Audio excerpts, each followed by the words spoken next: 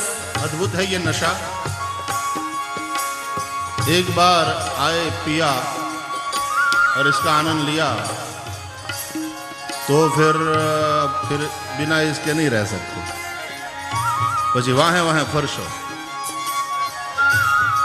એટલે અહીંયા આવતા, આ તો પ્રેમનગર છે, અહીંયા આવતા પહેલા વિચાર કરજો, પ્રેમનગર મત જા એ મુસાફિર, પ્રેમનગર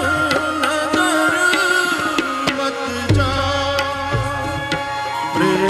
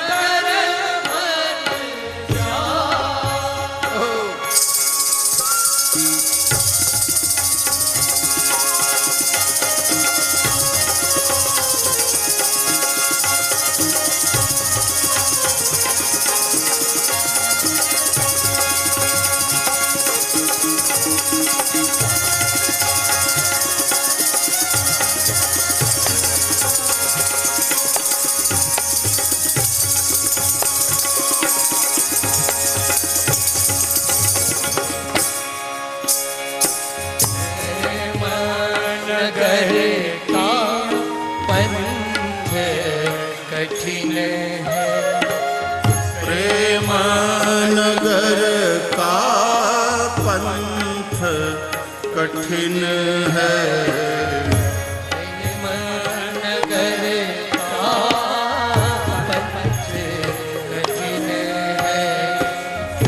प्रेमनगर का पंथ कठिन है,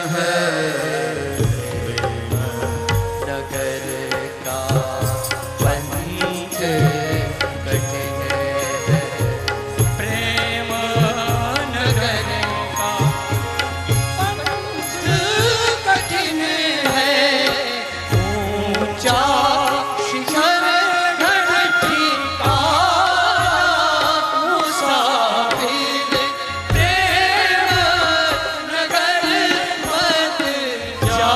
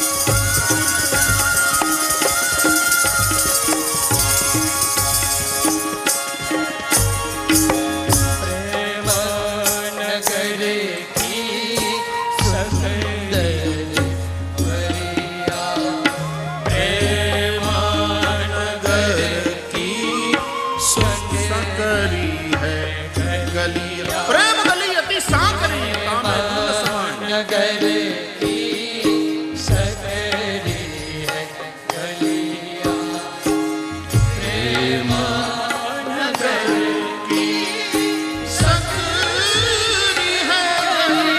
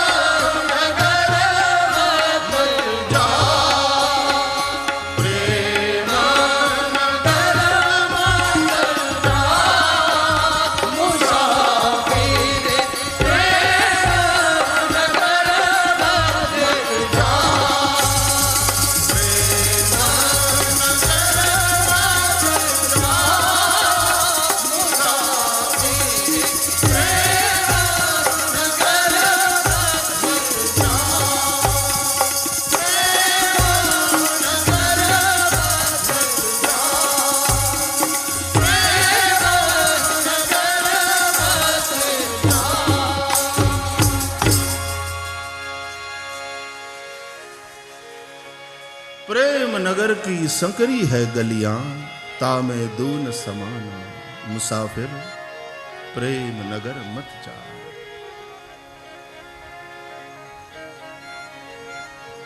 प्रेम नगर की गहरी है नदियां, और वो नदी जिसमें निरंतर बाढ़ आई रहती है वो प्रेम नदी है। भैया उतरने गया तो बह जाएगा पक्का, बच न पाएगा तू, बह जाएगा।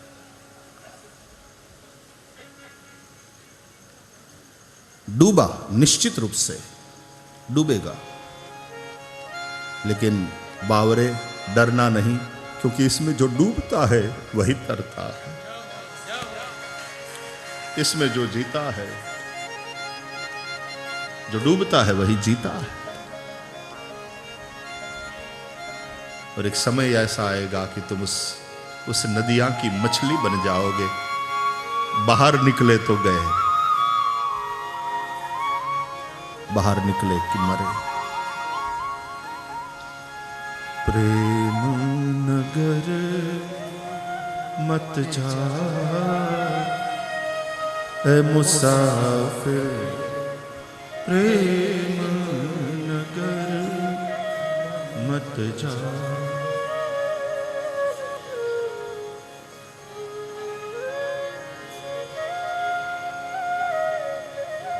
ये आतड़ क्या ना घेर एयर कंडीशन कमरा में रहता हो तो हूँ कम दुखी था आतड़ क्या माया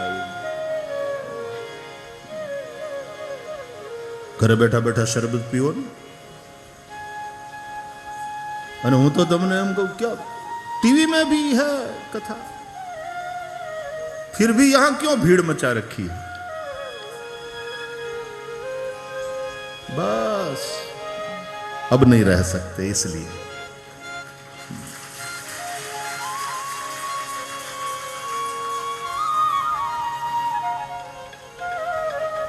નથી રહેવાતું હવે નથી રહેવાતું।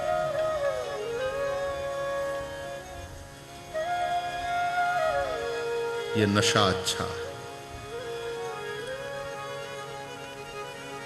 तो सुखदेव जी महाराज ने यह नशा किया और दुनिया को पिलाने निकले।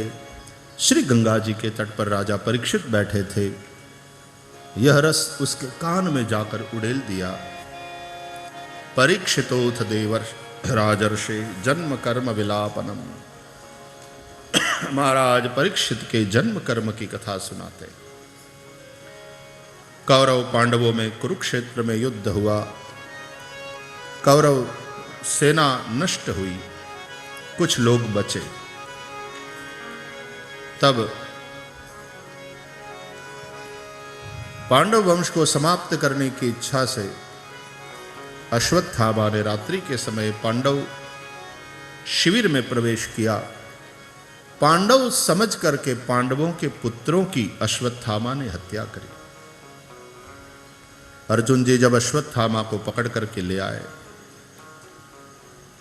देखो उसको मारने की प्रतिज्ञा थी, अश्वत्थामा को मारने की, अर्जुन की ने प्रतिज्ञा करी थी, लेकिन जब अश्वत्थामा को पकड़ा तो बांधकर द्रौपदी के पास ले जाने लगे तो कृष्ण बहुत बिगड़े अर्जुन पर। पागल हो, इसको बांधकर कहां ले जाना है? सिर अलग कर दो इसका, अपनी प्रतिज्ञा को याद करो, और आतताई वध के योग्य है। गुस्सा करके श्री कृष्ण ने जो भी निवेदन किया है, क्या श्री कृष्ण ब्राह्मण वध का समर्थन कर रहे हैं? भागवत में स्पष्ट लिखा है, अर्जुन के विवेक की परीक्षा कर रहे।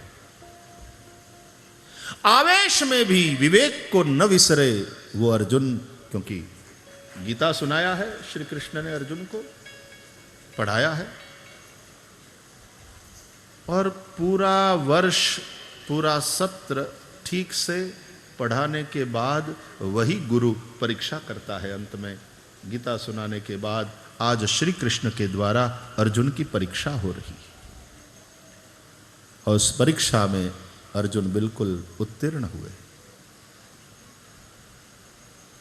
और जैसे अर्जुन वैसी उसकी पत्नी द्रौपदी, ये भी भगवदिया है। बांध कर जब ले आए द्रौपदी के पास तो निरीक्ष कृष्णा अपकृतम गुरो सुतम वाम स्वभावा कृपया ननामच। अपकृतम गुरो सुतम निरीक्ष, पता है कि इस आदमी ने यह काम किया है, मेरे 5 पुत्रों का हत्यारा ये है, लेकिन कौन है? गुरु का पुत्र। द्रौपदी ने नमस्कार किया,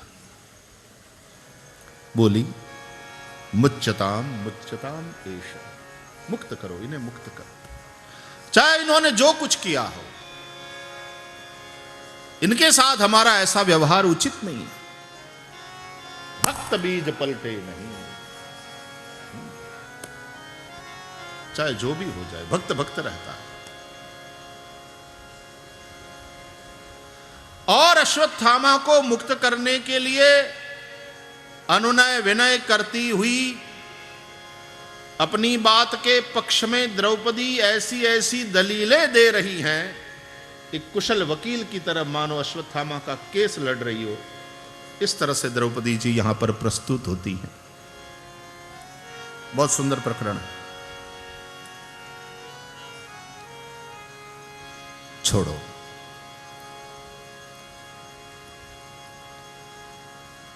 क्षमा भागवतों का गुण है, भागवतों का यानी भक्तों का।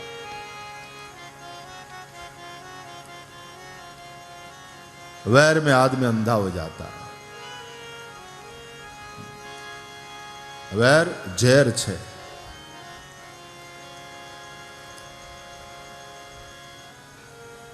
क्षमाशील होना चाहिए व्यक्ति को।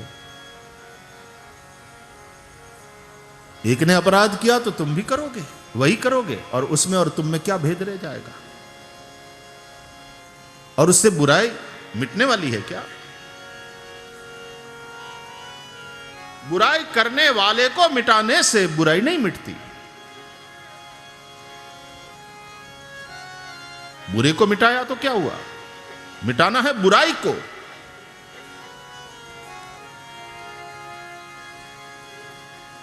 एक आदमी को तुमने स्वस्थ कर दिया अस्पताल में इलाज करके, लेकिन उसके जीवाणु कीटाणु तो वातावरण में है, कोई दूसरा शिकार बनेगा।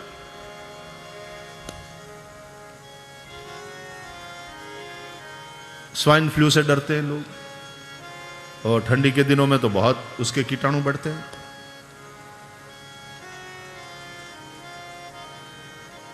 बुराई को समाप्त करना, इसलिए क्षमा। बुराई अच्छाई से ही समाप्त होती है। क्रोध को कभी तुम क्रोध से नहीं जीत सकते। छोटे क्रोधी को बड़े क्रोधी ने जीत लिया, छोटे गुंडे को बड़े गुंडे ने जीत लिया, तो हावी तो गुंडागिरी ही हुई। पहले छोटे गुंडे का त्रास था, अब बड़ा गुंडा उसका त्रास सहो। क्रोध से क्रोध को नहीं जीत सकते, क्षमा से ही क्रोध को जीत सकते। वैर से वैर कभी शांत नहीं होता। द्रौपदी ने क्षमादान करते हुए अश्वत्थामा को मुक्त कराया। अश्वत्थामा की शिखा का छेदन करके मणि लेकर के अश्वत्थामा को मुक्त कर दिया। 5 पुत्रों का दाह संस्कार किया। पांडव विजयी बने और श्री कृष्ण जब द्वारका जाने के लिए तैयार हुए, रथ पर सवार होने ही जा रहे थे, और तब अभिमन्यु की विधवा हुई पत्नी उत्तरा दौड़ती हुई भगवान श्री कृष्ण की शरण में आई, चरण पकड़ लिए। पाहि पाहि महायोगिन देव देव जगत्पते नान्यं त्वदभयं पश्ये यत्र मृत्युः परस्परं पाहि पाहि महायोगिन। रक्षा करो, रक्षा करो। पांडवों ने क्षमादान देकर अश्वत्थामा को मुक्त कर दिया, लेकिन प्रतिशोध की अग्नि में जलता हुआ अश्वत्थामा पांडव वंश को मिटाने के लिए तैयार हुआ। 5 पांडवों को मारने के लिए 5 बाण और पांडव वंश को आगे बढ़ाने वाला बच्चा अभिमन्यु की विधवा पत्नी उत्तरा के उदर में है, ये जानकर उसका नाश करने, उसको मिटाने के लिए ब्रह्मास्त्र छोड़ा है। उत्तरा दौड़कर प्रभु की शरण में गई। रक्षा करो, रक्षा करो। वो घर वालों को सुनाने के लिए नहीं बैठ गई। देखा इसको क्षमा करने का और ऐसे दुष्ट आदमी को छोड़ देने का नतीजा देखा, यह आदमी नहीं सुधरेगा, अंत में अब आन पड़ी मेरे बच्चे पर। भगवान उसको खत्म करो, यह आदमी जिंदा रहने के लिए योग्य नहीं है। प्रार्थना तो होती है हमारी, लेकिन प्रार्थना कैसी है? हमारी प्रार्थना भी हमारी भूमिका को दर्शाती है, हमारी भूमिका को स्पष्ट करती है। न कोई शिकायत, न किसी से कोई फरियाद है, न किसी के प्रति दुर्भावना। यह नहीं कहा कि अश्वत्थामा को मार डालो। पाहि पाहि महायोगिन, नाथ आप रक्षक हो, मेरे गर्भ की भी रक्षा करो, मेरे कुटुंब परिवार की रक्षा करो, और उस अश्वत्थामा की भी बुराई से रक्षा करो, वैर से रक्षा करो। आप रक्षक हैं भगवान। उसके क्रोध से हमारी रक्षा करो और उसकी उसके क्रोध से रक्षा करो।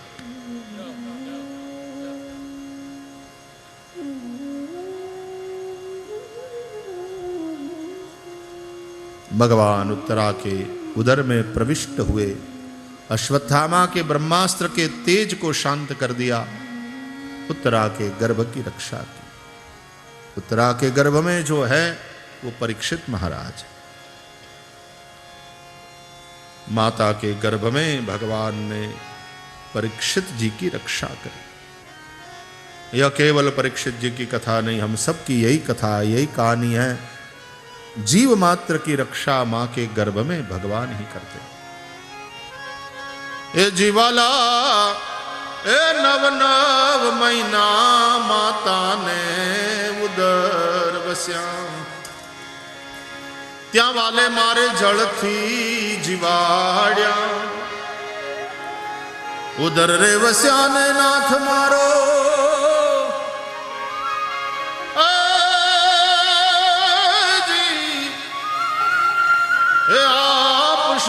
आपसे सुता ने जगाड़ी, ए जी अखंड रोजी हरिनाथ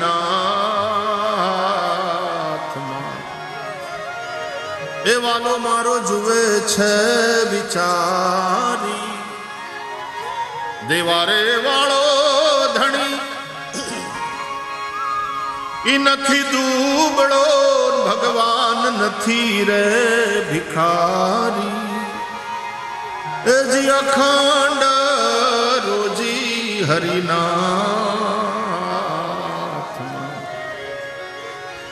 आखी रात भजन संतवाणी थती ने त्यारे एमा आ प्रकार छे रामगरी। हवाરના 4 સાડા 4 થાય ને ત્યારે આ ગાવાનો સમય કહેવાય। એ જ જળ ને થળ તો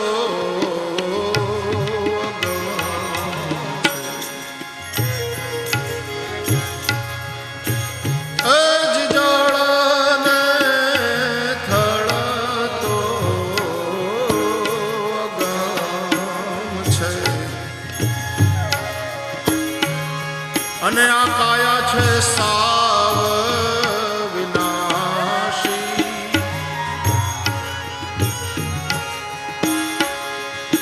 સર્વને વાલો જી મારો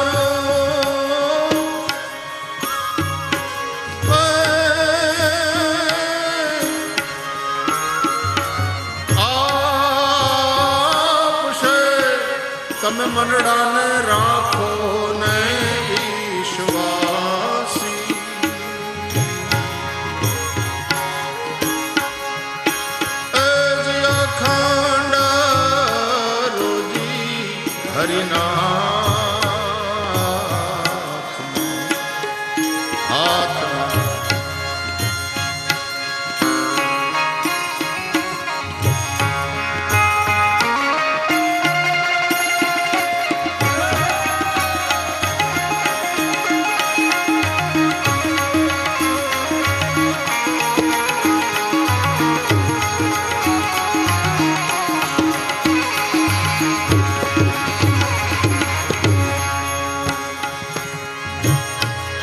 तो ही नाम तारण सबे काज सारन धरो का ध्यान वो निवारण करेगा।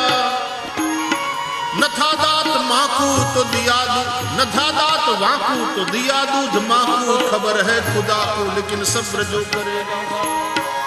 तेरा ढूंढ सीना मिटे दिल का कीना, जिन्हें पेट दीना सो आपे भरेगा। मुरादम कहे जो मुकद्दर के अंदर, तिने टाक मारा नटारा टरेगा। तिने टाक मारा नटारा टरेगा।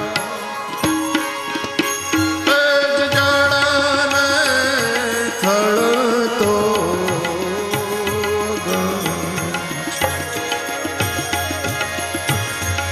अने आ काया साव सर्वने वालो जी मारो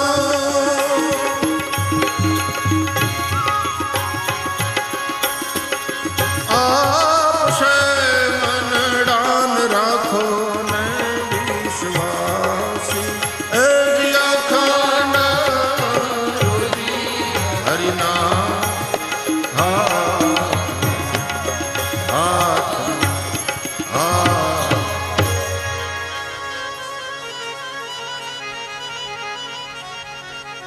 परीक्षित महाराजनी माना गर्भमा भगवाने रक्षा करी।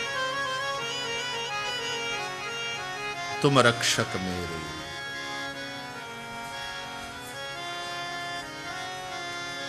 रक्षक हैं, पालक हैं, पोषक हैं। पांडवों की रक्षा करी, पांडव वंश की रक्षा करी। मां कुंता ने कृतज्ञता पूर्वक गदगद कंठ से द्वारकानाथ श्री कृष्ण की स्तुति करी। नमस्ये पुरुषन्त्वाद्यम् ईश्वरं प्रकृतेः परम् अलक्ष्यं सर्वभूतानां अन्तर्बहिरवस्थितम्। नमस्ये पुरुषन्त्वाद्यम्। नमस्कार आदि पुरुष भगवान को।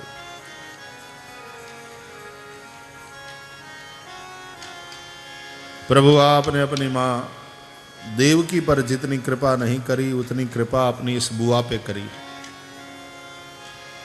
कंस से आपने देवकी को बचाया, देवकी के पुत्रों को कंस ने मारा, उन पुत्रों की आपने रक्षा नहीं की। मेरे विषय में विचार करती हूं तो विमोचिता हम च सहात्मजा विभो। सह आत्मजा, मेरे पुत्रों समेत आपने मेरी रक्षा करी है विपत्तियों से, और एक बार नहीं, मुहुः, इसका मतलब है बारंबार, अनेकों बार। जब जब हमारे जीवन में विपत्ति आई, रक्षा करने नाथ दौड़कर आप हमारे पास चले आए।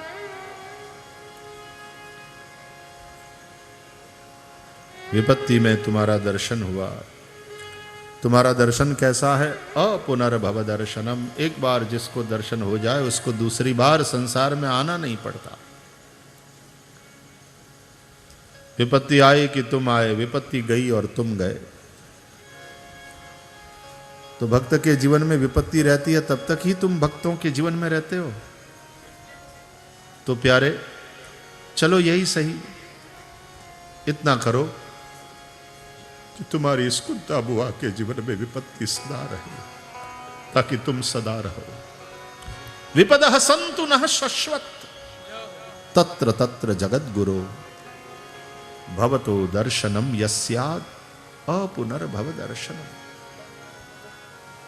विपत्ति मांगी कुंता ने भगवान से, ऐसा कौन मांगता? हम तो विपद विदारण हार है ऐसा समझकर बचते हैं।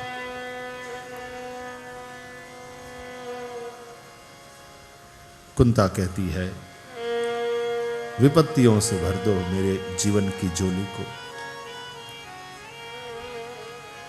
यदि तुम विपत्ति में मिलते हो, विपत्ति में साथ रहते हो, तो विपत्ति ही सही। ये प्यार विपत्ति से नहीं है, ये प्यार श्री कृष्ण से।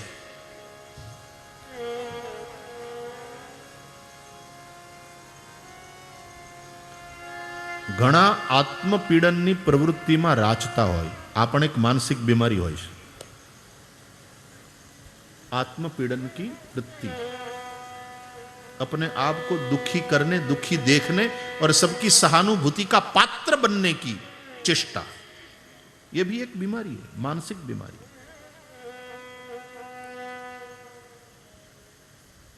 कुंता माता इसलिए नहीं मांग रही है विपत्ति, कह रही है विपत्ति जब तक रहती है तब तक तुम रहते हो, ये मैंने देखा। विपत्ति आई तुम आए, विपत्ति मिटी तुम गए। तो हम तो तुमको चाहते हैं प्यारे। यदि तुम विपत्ति में ही साथ रहते हो तो फिर सदा विपत्ति रहे, ताकि तुम हमारे साथ रहो। ये चाह श्री कृष्ण की है। चाहे जैसे रख गिरधारी, चाहे जैसे रख बनवारी, बस होती रहे मुलाकात, सदा रहे जीवन में तेरा साथ। कुंता माता ने भगवान की स्तुति करी। भगवान हस्तिनापुर में ही रह गए। कुरुक्षेत्र में पितामह भीष्म शरशैया पर पौधे थे। उत्तरायण के पवित्र समय में वे देहत्याग करने वाले हैं, अंत समय में उसको दर्शन देने जाना। समय समीप आया है। इति भीत प्रजाद्रोहात् सर्वधर्म विवित्सया। हस्तिनापुर की राज्य गादी पर आरूढ़ धर्मराज युधिष्ठिर, उस धर्म के शासन में सब लोग रह रहे हैं, लेकिन युद्ध की विभीषिका ऐसी होती है। युद्ध के बाद किसी भी राष्ट्र का दृश्य बड़ा करुणाजनक होता है। युद्ध से भी भयंकर भूकंप, क्या विनाश, मृत्यु भी, जान और माल दोनों। और उस जमाने में तो जान का ज्यादा होता था नुकसान, क्योंकि लड़वा माटे तो बाहर जाता है, नक्की करता मैदान कि भेगा था हूं कुरुक्षेत्र में थी, बीजाने कहीं तकलीफ ना पड़े, એટલે માલનું કોઈ નુકસાન નહીં જાગ્યું। आज गमे ने एक बम फोड़ी वया जाए, जान का नुकसान, माल का नुकसान। युद्ध में कहीं नियम होता, અને હાંજ પડે એટલે હુવા ભેગા થતા હો એમાંય તે યુદ્ધ વખતે જેવો સૂર્ય અસ્ત થાય એટલે યુદ્ધ વિરામ. અને આપણે હવે રાતે હક નથી, ગમે ત્યારે વિમાન આવીને ક્યારે ફેંકી જાય. માણસની જાત સુધરી કે બગડી એ બાંધવામાં શાલીનતા હતી,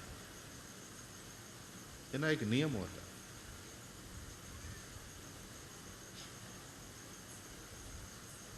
भूकंप में तो माल का नुकसान, जान का नुकसान, और राष्ट्र को उबरने में बड़ी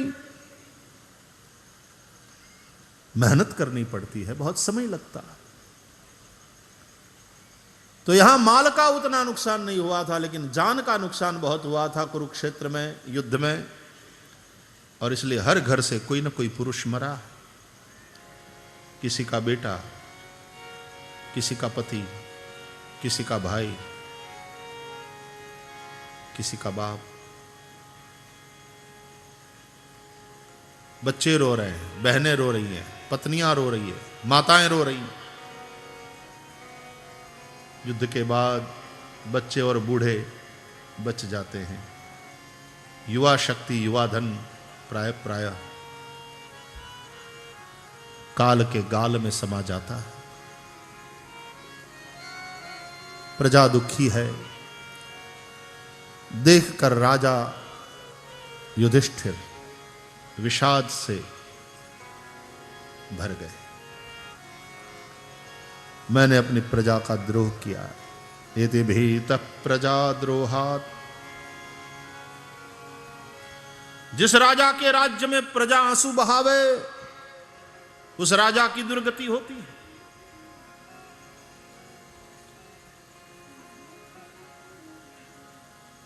युद्ध के पहले विषाद ने घेर लिया था अर्जुन को, और युद्ध के बाद विषाद से ग्रस्त हो गए युधिष्ठिर. अर्जुन के विषाद को श्री कृष्ण ने गीता का उपदेश करके मिटाया था. युधिष्ठिर के विषाद को मिटाने, अर्जुन जीव है, जीव के विषाद को भगवान मिटा सकते हैं, लेकिन युधिष्ठिर धर्म है. धर्म के विषाद को तो महापुरुष लोग ही मिटा सकते हैं. धर्म की रक्षा करते हैं भगवान, धर्म का संस्थापन करते हैं भगवान. धर्म को राजा बना दिया. धर्म संस्थापनार्थाय संभवामि युगे युगे, अवतार प्रयोजन को सिद्ध कर लिया. युधिष्ठिर धर्मरूप है, धर्म का राज्य कायम किया, धर्म का संस्थापन किया, लेकिन धर्म के विषाद को मिटाने का काम, वो जो ग्लानि है, यदा यदा हि धर्मस्य ग्लानिर्भवति भारत,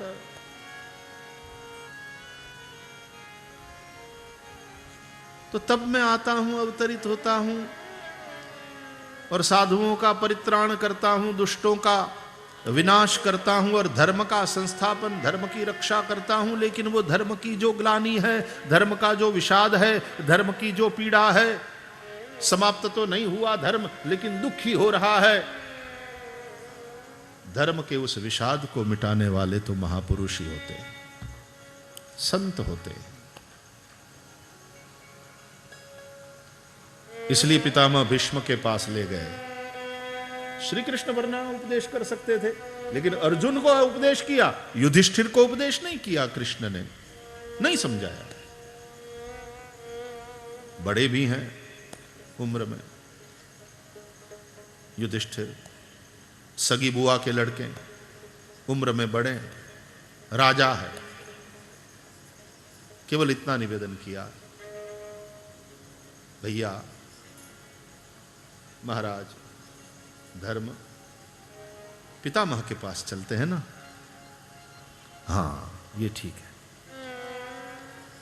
रथ लेकर सारथी बनकर के भगवान श्री कृष्ण पांचों पांडवों और द्रौपदी को ले आए कुरुक्षेत्र में.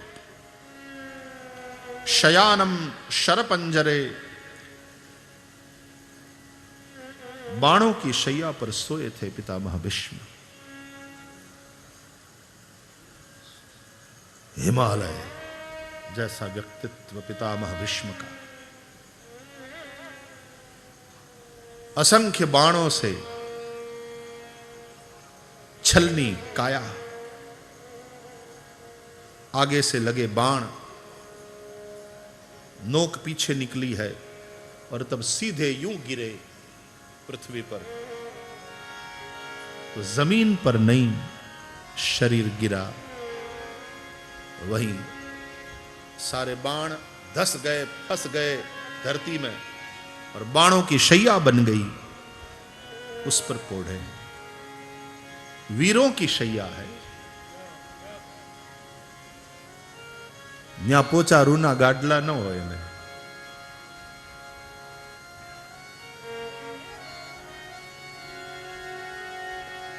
एक बाण मारा था धरती में अर्जुन ने तो प्रकट कर दिया गंगा को, गिरी पितामह भीष्म के मुंह में। ये कौन है गंगा? इनकी मां।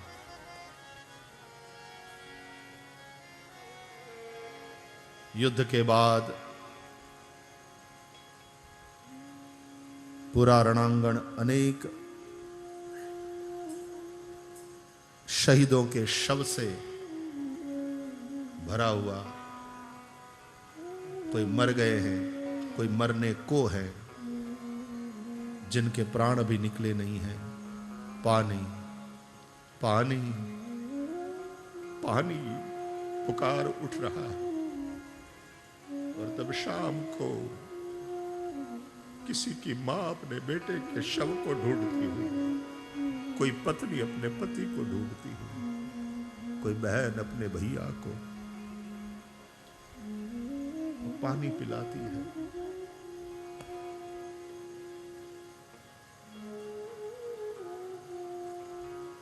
तो आज इस अखंड ब्रह्मचारी वीरों के वीर पुत्र को पानी पिलाने उनकी मां आएगी। धरती से प्रकट हुई गंगा सीधा पितामह भीष्म के मुंह में गिरी।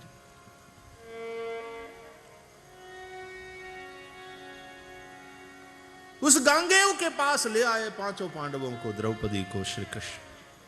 महाभारत का महान पात्र विदाई की तैयारी कर रहा है। अनेकानेक ऋषि मुनि आए। पितामह भीष्म ने सबका वाणी से स्वागत किया है। पांडवों ने प्रणाम किया, पितामह ने आशीर्वाद दिया, द्रौपदी ने आशीर्वाद लिया पितामह से। और जब परमात्मा श्री कृष्ण पास में आकर खड़े हो गए, चलती हवा में लहराता उनका उत्तरीय, मंद मंद मुस्कान अधरों पर, नेत्रों से बरसती करुणा। और ऐसे द्वारकानाथ का दर्शन किया जब पितामह भीष्म ने, आ गए, नयन भर आए पितामह भीष्म के। तुम्हारी ही प्रतीक्षा थी, पधारिए वासुदेव। सदेव देवो भगवान प्रतीक्षता कलेवरम यावदिदं हिनोम्यहम् प्रसन्नहासारुणलोचनोल्लसन्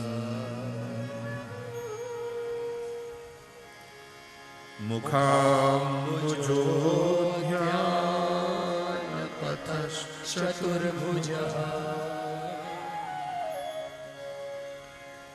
हे देवों के देव, स्वागत आपका। जब तक मेरे प्राण इस शरीर को छोड़कर कहीं न जाए, मेरे प्राण इस शरीर को छोड़कर न चले जाएं, आप इस स्थान को छोड़कर कहीं जाइएगा नहीं। प्रतीक्षता मेरी प्रार्थना है, please wait for some time. बस आया थोड़ी देर, यहां तक मैं आपकी प्रतीक्षा कर रहा था, आप आ गए। मेरी प्रतीक्षा खत्म हुई, अब प्रतीक्षा करने की बारी तुम्हारी। It is your turn now. और ये यथा माम प्रपद्यन्ते तांस तथैव भजाम्य, हम कहने वाले प्रियतम, मैंने प्रतीक्षा करी तो अब आप प्रतीक्षा करो मेरी। जिसने प्रभु की प्रतीक्षा करी हो, प्रभु उसके लिए आकर खड़े हो जाते हैं, प्रतीक्षा करते हैं। No problem, take your own time, I am here waiting for you.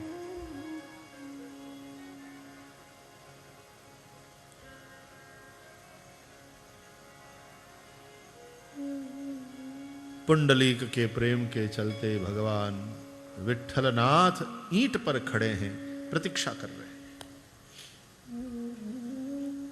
कमर पर हाथ।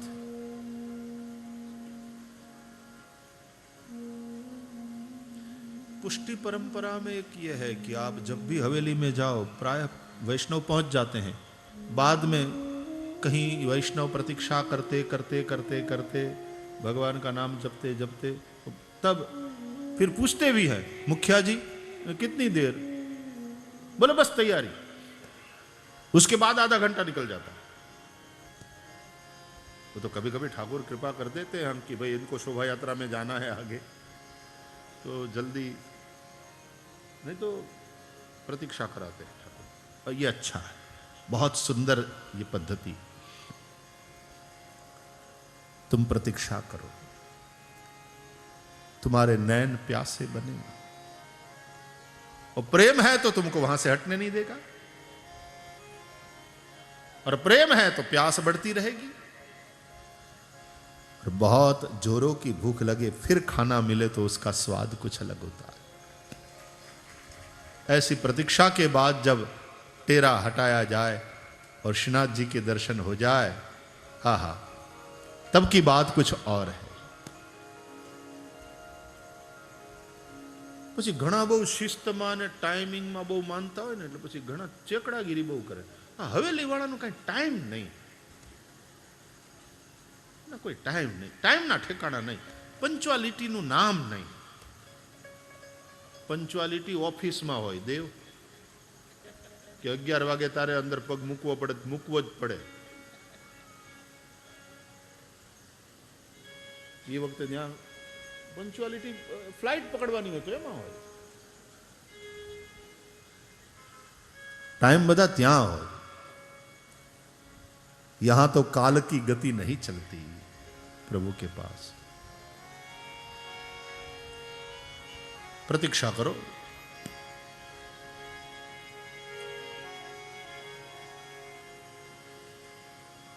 तो पितामह भीष्म ने प्रतीक्षा करी, तब कहीं भगवान पहुंचे। अब पितामह भीष्म कह रहे हैं, अब आप कहीं नहीं जाएंगे, आप यहीं रहेंगे, प्रतीक्षा करिए, जब तक मेरा शरीर छूटे नहीं, आप इस स्थान को छोड़कर कहीं जाइएगा नहीं। सदैव देवो भगवान प्रतीक्षताम। और फिर विषाद से ग्रस्त युधिष्ठिर को पितामह भीष्म ने धर्मोपदेश किया है, विषाद को मिटाया है और कर्तव्य में लगाया है, राजधर्म समझाया। राजा बहुत ज्यादा विषाद में रहे, ज्यादा शोक में रहे तो राजा फिर हताश होता है, निराश होता है, और ऐसा राजा उत्साह से रहित वो प्रजा का कल्याण नहीं कर सकता और राष्ट्र का उत्थान नहीं कर सकता।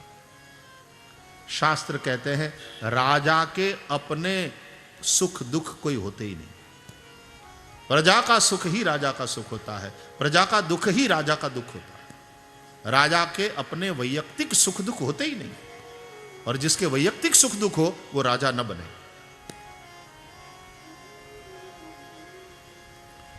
तो राजा का ज्यादा विषादग्रस्त रहना उचित नहीं है।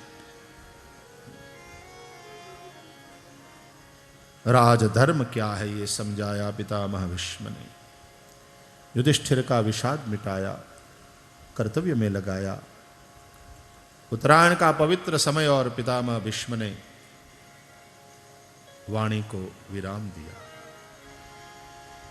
अब परम शांति, जाने की तैयारी। विशुद्ध धारणा से अपने मन को प्रभु में लगाया અને અંત કાળે ગોવિંદ સાથે ગોઠડી માંડી। सब ते ममता ताग बटोरी, अंत समय में चारों ओर से अपनी ममता को खींच कर उस ममता को परमात्मा में जोड़ा जाए।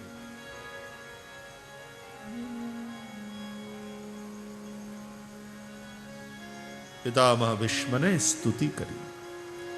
इतिमतिरूपकल पिता वितृष्णा भगवती सात्वत पुंगवे विभुम्नि स्वसुखमुपगते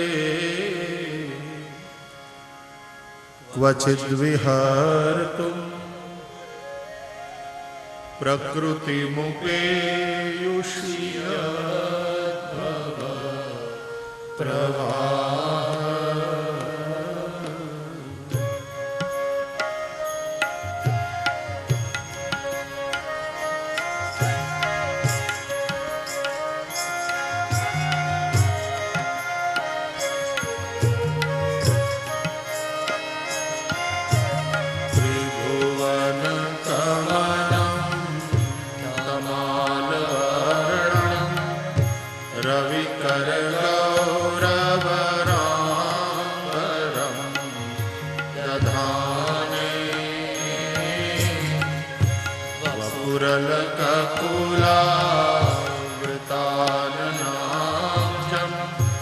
विजय सखेरतिरस्तु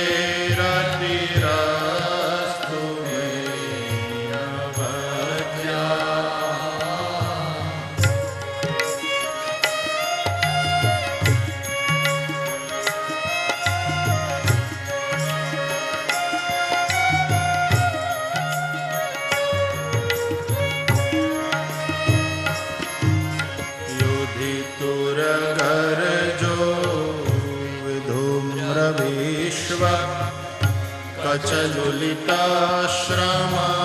कचलुलिताश्रमवायलं कृतास्ये मम निशितशरैर्विभिद्यमान क्वचिविलसत्कवचेस्तु कृष्णपाद।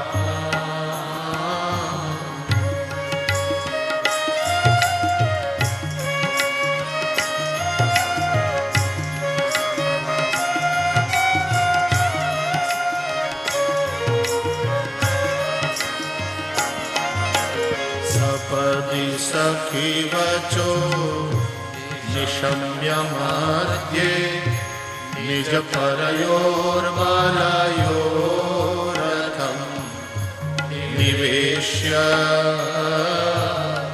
स्थितवती परसैनिकायुरक्षणा द्रुतवती पार्थ सखेरते ममासु।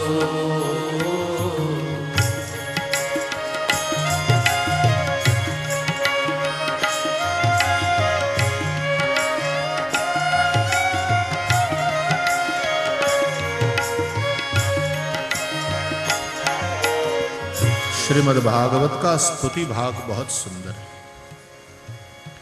5 विभाग है श्रीमद् भागवत।